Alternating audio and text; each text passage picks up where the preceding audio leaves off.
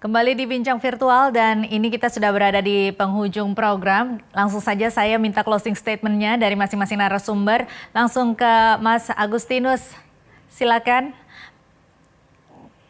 Ya, kalau dari saya, memang sebagai sebuah identitas ya namanya prakerja itu memang tidak masalah. Persoalan saya yang saya konsisten suarakan dari salam 5,6 triliun itu adalah soal biaya pelatihan 1 juta. Saya mencari dengan berbagai cara, mencoba membangunkan kesadaran masyarakat. Satu, apa itu pelatihan kerja yang sesungguhnya, esensi apa yang mau kita capai. Bahwa kalau kita ingin melakukan pemerintah ingin melakukan sebuah program pelatihan yang sifatnya nasional, ayo kita serius gitu loh. Contoh keseriusannya apa indikatornya? Sertifikat. Perlu diingat, dalam kartu prakerja, program kartu prakerja yang sekarang ini, itu namanya bukan sertifikasi.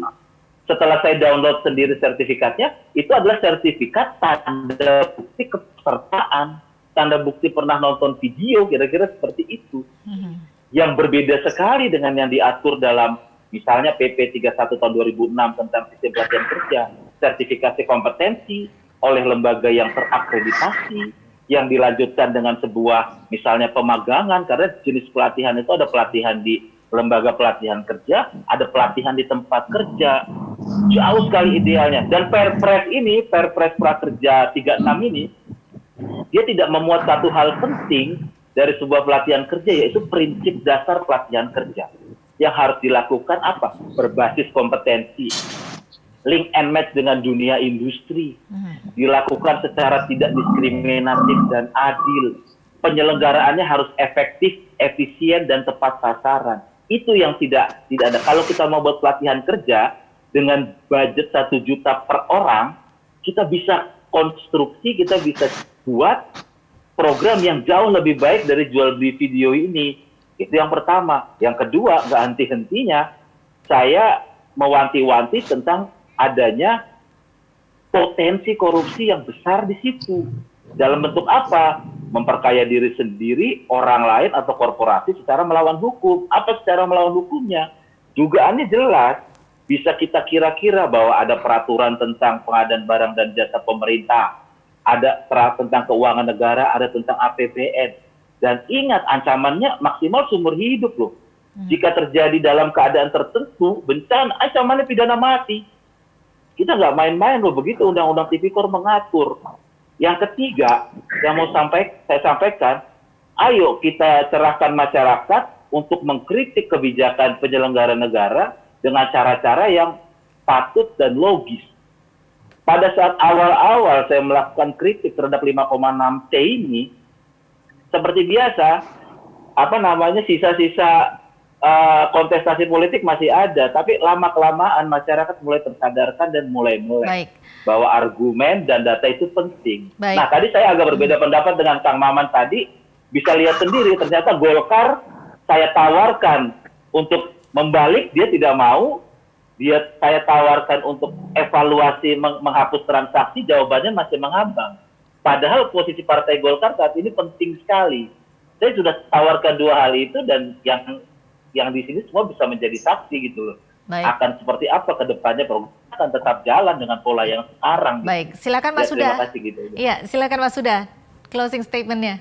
Iya, kurang lebih saya sama seperti Pak Agustinus, kita harus mengedepankan transparansi dalam setiap penggunaan satu perak pun APBN. Yang kedua adalah untuk efektivitas dan tepat sasarannya dari target program Kartu Prakerja, dan kita minta untuk Kartu Prakerja ini dievaluasi segera mungkin, itu baik dari penyalurannya, baik dari kontennya, ataupun dari jumlah pelatihan. Karena yang saya tekankan di sini adalah biaya untuk membuat pelatihan, jika itu 5,6 triliun ini per pelatihan sangat besar banget, itu sampai miliaran. Dan seperti dikata Pak Agustinus, dengan 1 juta per orang, jika kita membuat pelatihan offline, itu jauh lebih baik dibandingkan dengan cara mendownload video seperti ini. Yang ketiga adalah kita harus tuntut juga pemerintah bahwa ini kan tadi Pak Maman juga itu bilang bahwa sertifikat itu penting karena dikeluarkan oleh kartu prakerja ini penting untuk bisa memberikan gambaran ke perusahaan bahwa dia mempunyai sebuah keterampilan khusus. Tapi di satu sisi pemerintah seringkali menyebutkan bahwa kartu prakerja ini nggak menjamin orang itu untuk melakukan kerja gitu.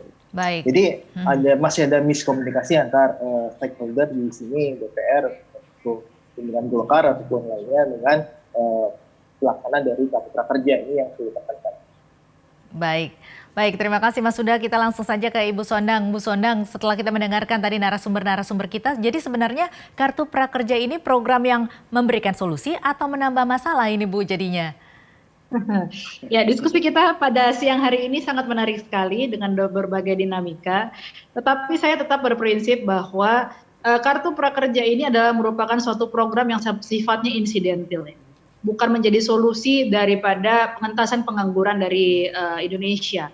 Yang utamanya adalah bagaimana memperbaiki sistem tatanan kenegaraan kita, baik itu dari segi ekonomi, peningkatan income per kapita, kemudian bagaimana caranya meningkatkan income per kapita, yaitu meningkatkan kualitas sumber daya manusia, menumbuhkan sentra-sentra ekonomi baru supaya memberikan lapangan-lapangan pekerjaan.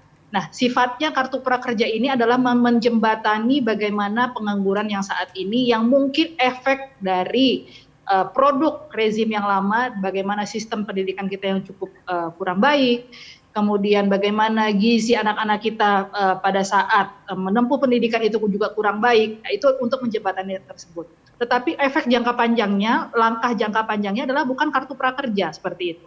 Oke lah untuk sekarang ini karena di tengah COVID-19, kartu prakerja ini sudah bergulir, tetapi tentu saja pelatihan saya secara pribadi, pelatihan secara online itu bukan merupakan salah satu peningkatan kompetensi yang cukup baik. Tetap saja memang pelatihan offline itu adalah lebih baik kualitasnya dibandingkan kualitas pendidikan online hanya sebatas menonton video saja. Karena ada hal-hal yang tidak bisa disampaikan secara video, secara offline, online ya begitu. Nah, tadi saya menarik yang ditawarkan oleh Pak Agustinus bagaimana dalam peningkatan kompetensi bisa saja kita bekerja sama dengan para industri-industri untuk meningkatkan kompetensi. Nah, itu justru jauh lebih baik gitu ya, untuk meningkatkan kompetensi dan juga menjembatani sebenarnya kualitas tenaga kerja atau angkatan kerja yang dibutuhkan oleh industri saat ini seperti apa, dunia usaha saat ini seperti apa. Nah, itu kan tidak bisa hanya sebatas menonton video begitu.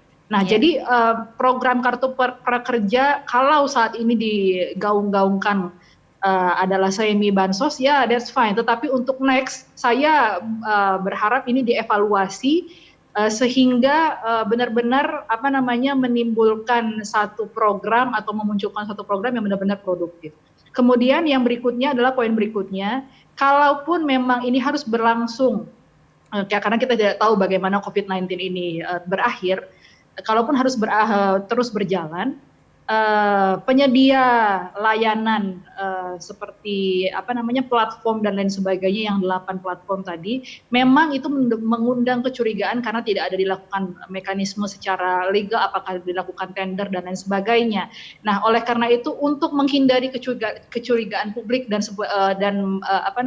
melakukan transparansi yang jauh lebih baik lagi, kami juga akan menyarankan kepada pemerintah untuk membuka saja kalau memang ada penambahan platform baru yang kompeten, ya mendaftar saja kepada pemerintah, dalam hal ini kepada Menko Perekonomian, tidak dibatasi seperti itu. Itu untuk supaya secara fair gitu, secara adil, bukan hanya 8 penyedia platform saja. Kalau memang ada karya anak bangsa lainnya, entah platform apapun namanya yang bisa bersaing dengan platform 8 lainnya, why not di tengah jalan untuk masuk dan lain sebagainya, supaya ada pilihan, berbagai macam pilihan, dan itu memperkaya daripada program kartu prakerja ini.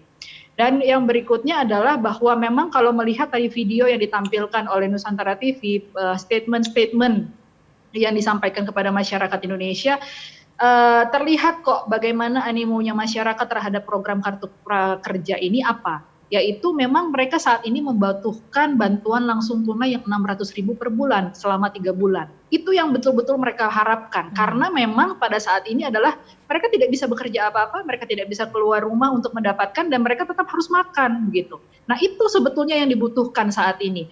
Once kalau misalnya memang kartu prakerja atau untuk peningkatan kompetensi dan lain sebagainya, memang pemerintah mau untuk meningkatkan, ya saya sangat setuju yang disarankan oleh Pak Agustinus bahwa itu digratiskan, ditampilkan baik itu di dalam platform-platform yang bebas, tidak berbayar, YouTube, bahkan mungkin bisa bekerja sama dengan stasiun-stasiun televisi menyediakan satu jam tayang khusus untuk bagaimana peningkatan kompetensi masyarakat, dan masyarakat Indonesia bisa menonton di sana secara gratis seperti itu. Dan mungkin itu yang bisa saya sampaikan. Kemudian mengenai data, kita sudah tahu semua bagaimana carut marut data di negara kita. Masih sampai dengan hari ini kita belum mendapatkan data yang akurat mengenai PKH dan lain sebagainya. Saya kurang begitu setuju ketika Kang Maman tadi menyampaikan bahwa kenapa bansos PKH tidak ada yang protes. Bukan tidak ada yang protes, memang itu selalu banyak yang diproteskan. Banyak terjadi permasalahan di PKH sana. Tetapi lagi-lagi saya mengatakan bahwa dana 3,5 juta per orang per pelatihan itu cukup tidak masuk terlalu besar ya menurut saya. Karena apa? 3,5 juta artinya 600.000 per orang, dibandingkan dengan program program keluarga harapan ya PKH itu 600.000 adalah untuk per satu keluarga. Bisa dibayangkan perbedaannya begitu. Jadi kalau dibilang dipermasalahkan atau dipolemikan, ya kita bisa jawab sendiri seperti itu. Jadi mungkin itu yang bisa saya dapatkan dari perbincangan kita hari ini. Tetap saja bagaimana secara transparansi program kartu prakerja ini agar tidak menjadi polemik, pemerintah harus membuka ruang sebesar-besarnya kepada semua penyedia platform, tidak hanya 8, kalau memang tidak terjadi adanya tadi kamu kalikom dan lain sebagainya, seperti kecurigaan gitu. Oke, baik, terima kasih Ibu Sondang, dan juga saya mengucapkan terima kasih juga kepada narasumber kita pada hari ini, yakni Mas Agustinus Edi Kristianto yang merupakan Pemret Media Online, kemudian juga ekonom dari Indef Mas Nailul Huda, terima kasih, dan juga terima kasih Ibu Sondang. Tadi juga terima kasih kepada Pak Maman Abdurrahman juga, anggota DPR RI dari fraksi Partai Golkar. Pemirsa, sampai di sini dulu bincang virtual kali ini. Jangan lupa saksikan bincang virtual di episode berikutnya. Saya Tasya Felder undur diri. Terima kasih. Sampai jumpa.